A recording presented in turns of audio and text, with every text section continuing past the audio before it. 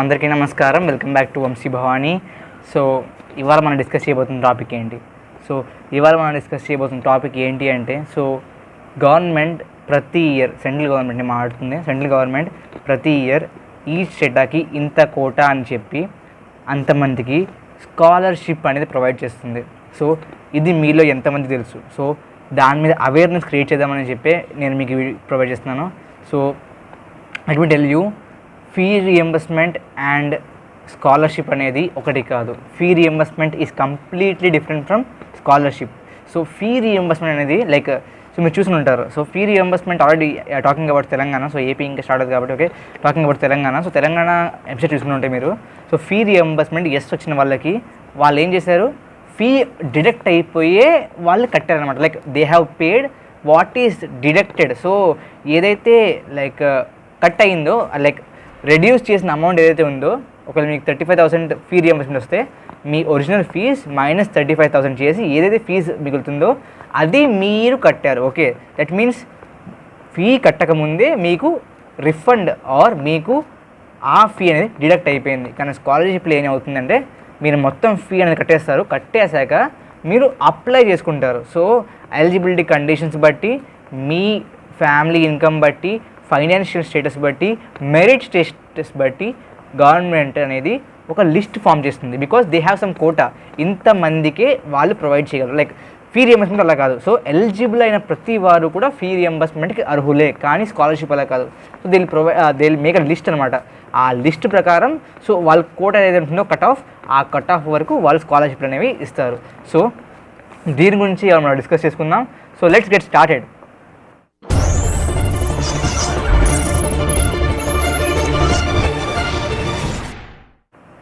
Okay, so let me tell you, ఇంకా మీరు Vamsi భవానికి subscribe చేయకపోయి ఉంటే please go and subscribe. Because మీరు చూసుకున్నట్లయితే తెలుగులో మన బీటెక్ ఆర్ స్టూడెంట్స్కి కావాల్సిన ఆల్మోస్ట్ అన్నీ కూడా ప్రొవైడ్ చేస్తాం. సో సబ్స్క్రైబ్ చేయండి and it will be really helpful for you. Okay, so coming to this topic, scholarship. So scholarship అనేది మీరు ఎలా చూసుకోవాలి, సో మీరు ఎక్కడికి వెళ్ళి చూసుకోవాలి, ఎలా అప్లై చేసుకోవాలి, and what are the eligibility conditions, and what are types of scholarships provided by government. Okay, so ఈ స్కాలర్షిప్ అనేది ఎవరు ప్రొవైడ్ చేస్తారు? As I said you, central government MHRD అనేది ఈ స్కాలర్షిప్స్ అనేవి ప్రొవైడ్ చేస్తుంది అనమాట. సో మీరు దీనికోసం చేయాల్సింది ఏం లేదు, గో టు బ్రౌజర్, గూగుల్లో నేషనల్ స్కాలర్షిప్స్ అని టైప్ చేయండి. National scholarships, let me tell you, national scholarships. So ఈ నేషనల్ స్కాలర్షిప్స్ అని మీరు టైప్ చేసిన వెంటనే మీకు గూగుల్లో ఫస్ట్ వచ్చే రిజల్టే scholarships.gov.in. If I'm not wrong అదే. So scholarships.gov.in. సో అది మీరు ఓపెన్ చేసిన వెంటనే you will go into the official this website అనమాట స్కాలర్షిప్స్కి. సో దాంట్లో మీరు ఫస్ట్ ఆఫ్ ఆల్ ఏం చేస్తారంటే, so there are different types of scholarships అనమాట.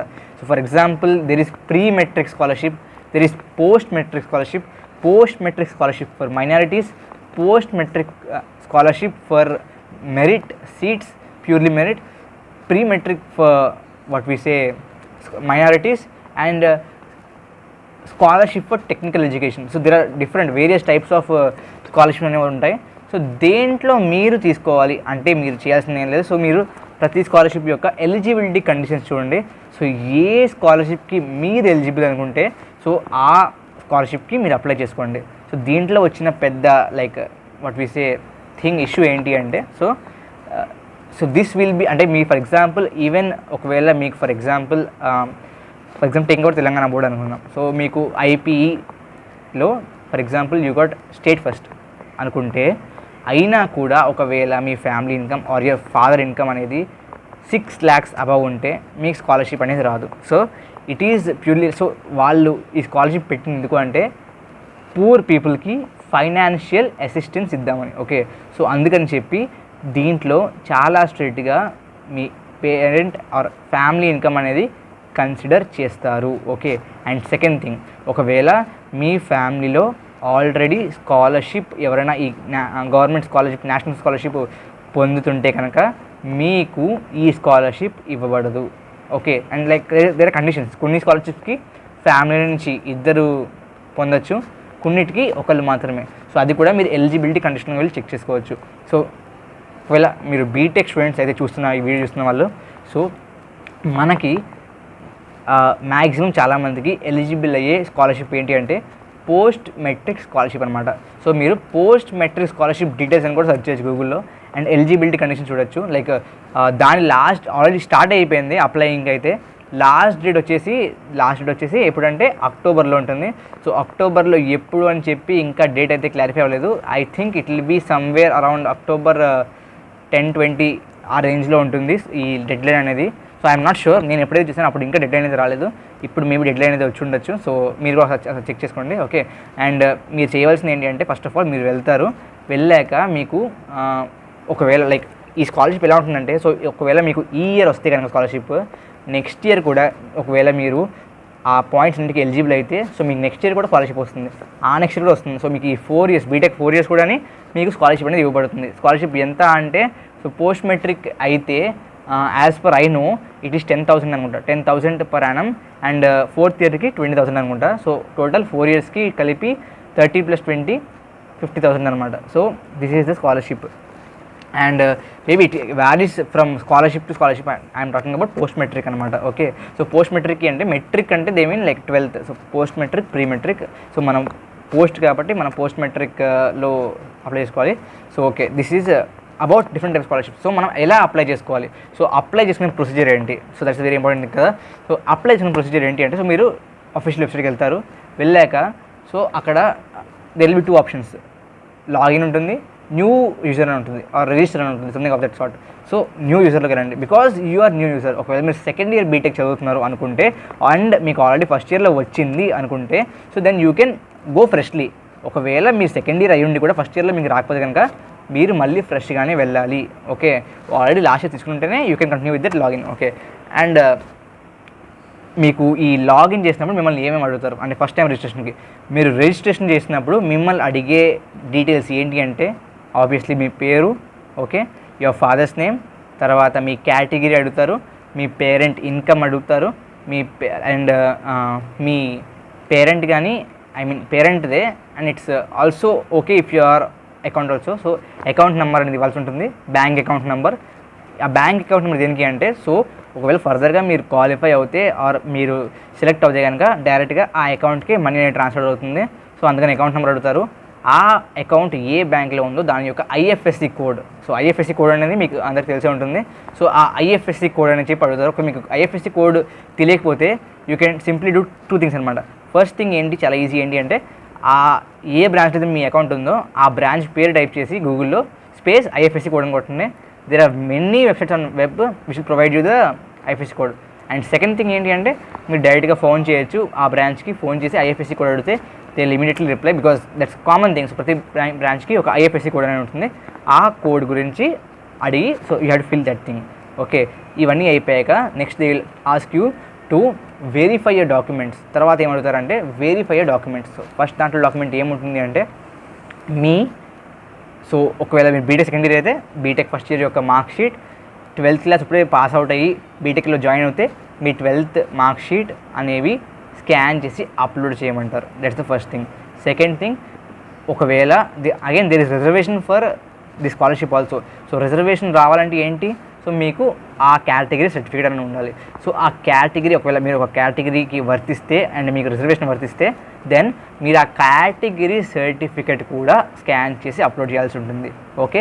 ఇది అయిపోయాక మీ ఫాదర్ యొక్క ఇన్కమ్ సర్టిఫికేట్, ఓకే, మీ ఫాదర్ యొక్క ఇన్కమ్ సర్టిఫికేట్ కూడా అప్లై చేయాల్సి ఉంటుంది. దాని తర్వాత ఏ బ్యాంక్ అకౌంట్ యొక్క డీటెయిల్స్ అయితే మీరు ఇచ్చారో ఆ బ్యాంక్ అకౌంట్ యొక్క పాస్బుక్ అనేది ఉంటుంది కదా, సో ఆ పాస్బుక్ యొక్క ఫస్ట్ పేజ్ మీరు స్కాన్ చేసి అప్లోడ్ చేయాల్సి ఉంటుంది. ఇదే కాకుండా ఒకవేళ లైక్ ఇంకా మీకు లాంగ్ మెమో రాలేదు అన్నా అంటే you can apply you can scan and upload the short memo also, okay. ఇవన్నీ వేరియస్ డాక్యుమెంట్స్ వాళ్ళు అప్లోడ్ చేయమంటారు. అండ్ వన్ మోర్ థింగ్, వాళ్ళు అప్లోడ్ చేయమనేది ఏంటి అంటే, సో వాళ్ళు డీటెయిల్స్ ఫిల్అప్ చేయమన్నప్పుడే అడుగుతారనమాట. ఏంటి అంటే మీరు ఏ కాలేజ్లో అయితే జాయిన్ అయ్యారో బీటెక్లో, or I'm talking about post matric అనమాట, ఓకే. పోస్ట్ మెట్రిక్లో అయితే బీటెక్లో మీరు ఏ కాలేజ్ అయితే జాయిన్ అయ్యారో ఆ కాలేజ్ యొక్క పేరు అడుగుతారు అండ్ డీటెయిల్స్ అడుగుతారు. పేరు అడుగుతారు, ఏ స్టేట్లో ఉందని అడుగుతారు, డిస్ట్రిక్ట్ అడుగుతారు, ఓకే. సో ఇవన్నీ అడుగుతారు.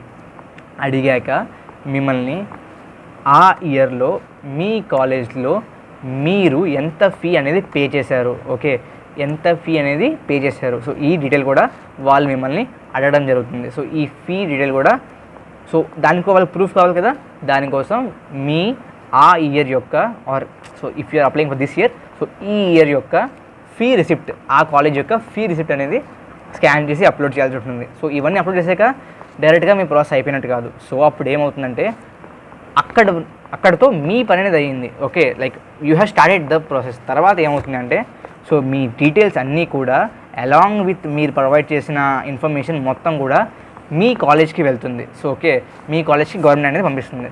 సో మీ కాలేజ్ వాళ్ళు మిమ్మల్ని పిలుస్తారు, ఆర్ మీరే వెళ్ళి అడగచ్చు. సో మీ కాలేజ్లో ఈ డీటెయిల్స్ అన్ని మళ్ళీ వెరిఫై అవ్వబడతాయి, ఓకే. సో ఈ డీటెయిల్స్ అన్ని వెరిఫై అయ్యాక దెన్ మీరు సక్సెస్ఫుల్గా రిజిస్టర్ చేసుకుంటారు. రిజిస్ట్రేషన్ అయ్యాక తర్వాత ఎప్పుడైతే డెడ్లైన్ ముగిసాక they will form a list. So చెప్పాను కదా, ప్రతి స్కాలర్షిప్కి ఇంత కోటా అని ఉంటుంది, ఆ కోటాలో కూడా మన రిజర్వేషన్ ఉంటుంది. So based on that, so ఎలాగైతే మీకు జేఈ మెయిన్స్లో సిఆర్ఎల్ ర్యాంక్, ఓబీసీ ర్యాంక్ ఎలా ఉంటుందో, రిజర్వేషన్ ఉంటుందో, సీట్స్కి రిజర్వేషన్ ఉంటుందో, అదేవిధంగా ఇక్కడ స్కాలర్షిప్ కూడా ఉంటుందన్నమాట. సో ఆ విధంగా అది కంప్లీట్ చేసుకున్నాక ప్రాసెస్ వాళ్ళు వ్యాలిడేషన్ అనేది, దాని తర్వాత ఆఫీషియల్గా మీకు మెసేజ్ వస్తుందన్నమాట. సో మీరు సెలెక్ట్ అయినట్టు, అవ్వకపోతే మెసేజ్ రాదు. సెలెక్ట్ అయితే కనుక మీకు ప్రతి year, I mean depends on the scholarship scheme again, so ఆ అమౌంట్ ఏదైతే ఉందో స్కాలర్షిప్ స్కీమ్ ప్రకారం ఆ అమౌంట్ అనేది మీ అకౌంట్కి ట్రాన్స్ఫర్ అయిపోతుంది, okay. This is all about this thing. So దీంట్లో మళ్ళీ స్టేట్ కోటా అని చెప్పాను కదా, సో మీరు ఎలిజిబులా కాదా, సో మీ మార్క్స్కి ఎలిజిబిలిటీ ఉందా లేదా అని చెప్పి ఇలా తెలుస్తుంది. సో ఇఫ్ మీరు తెలంగాణ అయితే తెలంగాణ, ఆంధ్ర అయితే ఆంధ్ర. సో ఏంటి అంటే గవర్నమెంట్ సో ఎంతమంది ఎలిజిబుల్ అని చెప్పి ఎలిజిబుల్ స్టూడెంట్స్ ఎవరైతే ఉన్నారో వాళ్ళందరి పేర్లు కూడా ఒక పీడిఎఫ్ ఫామ్లో వాళ్ళు ఒక లిస్ట్ అనేది ప్రిపేర్ చేసి వాళ్ళ వెబ్సైట్లో, ఐ మీన్ తెలంగాణ ఎంసెట్ కాదు, తెలంగాణ దిస్ ఐపీ వెబ్సైట్ ఏదైతే ఉందో అఫీషియల్ వెబ్సైట్, ఆ వెబ్సైట్లో మరియు ఏపీ ఐపీ వెబ్సైట్ ఏదైతే ఉందో దాంట్లో అఫీషియల్గా అప్లోడ్ చేస్తారు. సో మీరు దీనికోసం అఫీషియల్ వెబ్సైట్ ఏంటని ఎత్తుకోవడం అవసరం లేదు. గూగుల్లో just Telangana 2019 scholarship eligible students అని చెప్తే లిస్ట్ అనేది వచ్చేస్తుంది. సో ఇంకా పెట్టి ఉండకపోవచ్చు. సో మీరు చెక్ చేస్తూ ఉండండి. పెట్టాక దాంట్లో మీ పేరు ఉందో చూసుకోండి. ఒకవేళ ఒక 3000 పేజీల పీడిఎఫ్ అనేది రిలీజ్ చేస్తారు. ఆ 3000 పేజీల్లో మీ పేరు అనేది ఉందా లేదా చెక్ చేసుకోండి. Let's go to search option and మీ పేరు టైప్ చేయండి. సో ఉంటే యూఆర్ ఎలిజిబుల్ అండ్ ఎంత ప్రైస్కు మీరు చేయొచ్చు, ఓకే. ఇంకొకటి చాలామంది స్టూడెంట్స్ కన్ఫ్యూజ్ అయ్యే టాపిక్ ఏంటి అంటే డొమసైల్ స్టేట్ అంటే ఏంటి, డొమసైల్ సర్టిఫికేట్ అంటే ఏంటి. So like okay, it's a good question also. So domicile అంటే సో మీ నేటివ్ అనమాట, మీ ప్రాపర్ ప్లేస్ ఏదైతే ఉంటుందో నేటివ్ ప్లేస్, సో దాన్ని డొమసైల్ అంటారు. ఆ సర్టిఫికేట్ మీరు ఎలా ప్రొవైడ్ చేశారంటే you can provide domicile certificate అనే సర్టిఫికేట్ ఉంటుంది. ఆ సర్టిఫికేట్ ఇచ్చిన నో ప్రాబ్లం. అండ్ ఆధార్ కూడా తీసుకుంటున్నారని చెప్పి నాకైతే ఉన్న ఇన్ఫర్మేషన్. సో ఆధార్లో కూడా మీ ప్రాపర్ నేటివ్ అడ్రస్ ఉంటుంది కదా, సో ఆ అడ్రస్ ఉన్నా it's okay. And like any details, so మీరు ఆ పర్టికులర్ స్టేట్కి బిలాంగ్ అవుతున్నారు, ఆ అడ్రస్ బిలాంగ్ అవుతున్నారు అని చెప్పి ప్రొవైడ్ చేసే డాక్యుమెంట్ అయినా దానికోసం ఓకే అనమాట. So this is all about ఏంటి scholarship. So let me tell you again and again, scholarship fee reimbursement ఒకటి కాదు.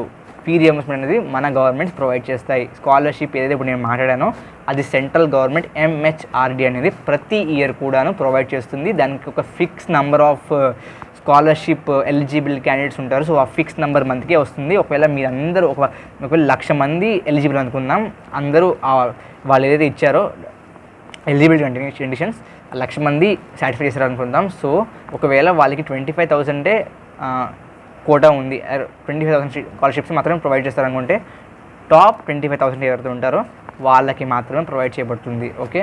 This is all about that scholarship scheme అనమాట. సో ఫర్దర్గా మీకు ఏమైనా క్వశ్చన్స్ ఉంటే పోస్ట్ చేయండి. అండ్ లైక్ ప్రీవియస్ కొన్ని వీడియోల్లో I was not able to answer your comments. దానికి రీజన్ ఏంటి అని మీరు అడగచ్చు. Like as I said you, so ఈ వీడియో కూడా నేను యాక్చువల్గా చేద్దామని చెప్పి ఎప్పటి నుంచి అనుకుంటున్నాను, బట్ టైం లేదు. సో ఇప్పుడు కూడా ఇది అయిపోయాక వీడియో అయిపోయాక again I have to go out అనమాట. సో లైక్ అందువల్ల సో కుదరట్లేదు టైమ్. సో అప్పటికి కూడా నేను చూస్తున్నాను అనమాట comments I'm seeing A comment అయితే ఇంపార్టెంట్, సో రిప్లై ఇవ్వాలి, కంపల్సరీగా రిప్లై ఇస్తున్నాను. కొన్ని బేసిక్ డౌట్స్ ఏవైతే ఉంటాయో సో అటువంటి వాటికి మాత్రం సో ఐ నో మీకు ఆ కామెంట్ అడిగినప్పుడు మీకు ఆ విషయం అనేది ఇంపార్టెంట్ అయి ఉండొచ్చు, బట్ అది నాకు బేసిక్ అనిపిస్తే ఆర్ వేరే మన వంశీ భవాని వాళ్ళు కూడా ఫ్యామిలీ స్టూడెంట్స్ వేరే వాళ్ళు చూసినా రిప్లై చేయగలిగే క్వశ్చన్ అనిపిస్తే నేను దాంట్లోకి వెళ్ళి reply. So because why so మీరు రిప్లై చేయడానికి ఫస్ట్ ఆఫ్ ఆల్ ప్రొసీజర్ ఎలా ఉంటుందంటే, మీరు రిప్లై చేసినప్పుడు కామెంట్ ఓపెన్ చేయాలి. కామెంట్ ఓపెన్ చేశాక దాన్ని అది కరెక్ట్ ఉందో లేదో చెప్పి అప్రూవ్ చేయాలి. సో కొన్ని కామెంట్స్ ఏమవుతాయంటే డైరెక్ట్గా స్పామ్లోకి వెళ్ళి పడతాయి అనమాట. సో మీలో సగం మంది కామెంట్స్ స్పామ్లో పడుతున్నాయి. ఎందుకు అంటే సో మీరు బీటెక్ అని ఏమంటారు దాన్ని కామెంట్లో పెట్టినప్పుడు b.tech అని పెడుతున్నారు. సో b.tech అంటే సో యూట్యూబ్ సెర్చ్ అల్గోరిథం ఏమనుకుంటుందంటే సో మీరు ఒక వెబ్సైట్ ఎక్స్టర్నల్ వెబ్సైట్ లింక్ పెడుతున్నారేమో అని చెప్పి అది స్పామ్ ఏమో అని చెప్పి స్పామ్ బాక్స్ పడేస్తుంది. సో దాంట్లోకి ఫస్ట్ అప్రూవ్ చేసాక దాన్ని అప్పుడు రిప్లై ఇవ్వాల్సి ఉంటుంది. దిస్ బిగ్ ప్రాసెస్ అనమాట. సో అందుకని ఇంపార్టెంట్ ఆర్ చాలా అర్జెంట్ క్వశ్చన్స్ అయితే ఉంటాయో వాటికి మాత్రం రిప్లై ఇస్తున్నాను. సో మీరు కామెంట్ అయితే చేయండి and I will definitely try my level best to answer all those questions అనమాట. అండ్ ఇంకా మీరు సబ్స్క్రైబ్ చేయకపోయింటే వైలేట్ గైస్, సో సబ్స్క్రైబ్ చేసుకోండి. మీ ఫ్యామిలీ మెంబర్స్, మీ ఫ్రెండ్స్ కూడా షేర్ చేయండి. అండ్ మీ సోషల్ మీడియా హ్యాండిల్స్లో వంశీ భవాని షేర్ చేయడం మర్చిపోకండి. This is all for now. Thank you very much. Jai Hind, జై భారత్.